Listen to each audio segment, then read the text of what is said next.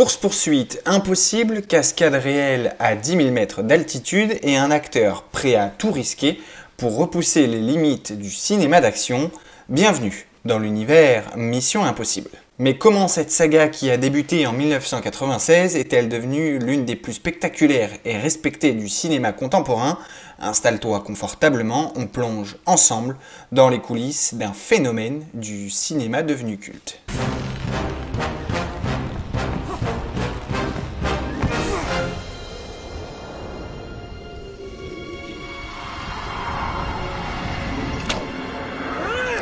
Mission Impossible, c'est d'abord une série télévisée créée en 1966, un show d'espionnage sophistiqué où chaque mission était soigneusement orchestrée, pas de super-héros, pas de gadgets farfelus, juste des espions malins et des missions complexes. Lorsque Tom Cruise décide de relancer la franchise au cinéma en 1996, c'est aussi sa première grande production en tant que producteur et le pari est risqué. Brian De Palma à la réalisation, un thriller d'espionnage paranoïaque, un casting de luxe et une scène qui entre instantanément dans l'histoire du cinéma. Ethan Hunt, suspendu dans une salle blanche, au moindre bruit fatal, le ton est donné. Ce qui rend Mission Impossible unique, c'est que chaque film a son propre style, influencé par la vision de son réalisateur. Mission Impossible 2, sorti en 2000, réalisé par John Woo, le plus stylisé, le plus over the top, duel à moto, ralenti, colombe, un film qui divise mais qui marque par sa patte visuelle unique. Mission Impossible 3, sorti en 2006, J.J. Abrams apporte plus d'émotion et une tension dramatique plus forte. Le méchant interprété par Philip Seymour Hoffman est glaçant. C'est aussi ici qu'on découvre la vie privée d'Ethan Hunt. Protocole Phantom, sorti en 2011, Brad Bird, venu de l'animation, plus précisément des Indestructibles, offre un film fluide, fun, avec une mise en scène millimétrée. La scène de la tour de Dubaï, inoubliable.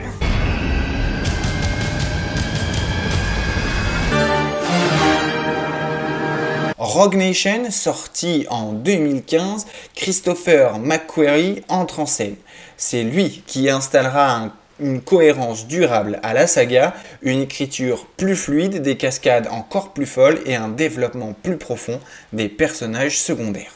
Oh my God!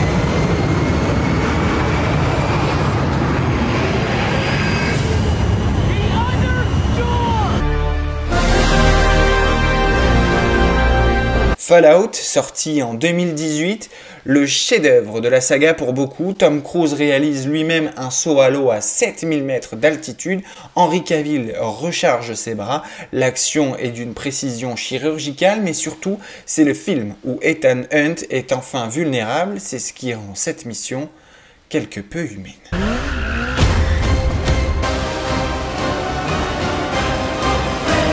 Dead Reckoning, partie 1, sorti en 2023, encore plus audacieux, Tom Cruise saute d'une falaise en moto, sans doublure, l'histoire joue avec l'IA et les fake news, collant à l'époque, mais malgré les cascades, le film a divisé, plus long, plus dense, plus complexe, reste une réalisation magistrale.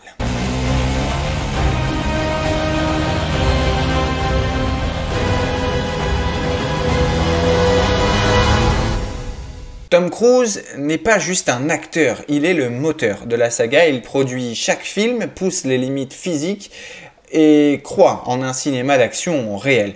Pas de fond vert pour les grandes scènes, Cruise fait ses cascades, il apprend à piloter un hélico, saute dans le vide et encore escalade des gratte-ciel. Pendant la pandémie, il a insisté pour relancer le tournage dans des conditions sécurisées défendant l'industrie du cinéma. Son engagement est total et ça se ressent dans chaque film. Mission Impossible, c'est aussi une musique mythique, des gadgets, des retournements de situation, mais c'est surtout l'idée qu'on peut faire d'un grand spectacle sans CGI envahissant, avec des idées de mise en scène, des acteurs impliqués et une narration tendue.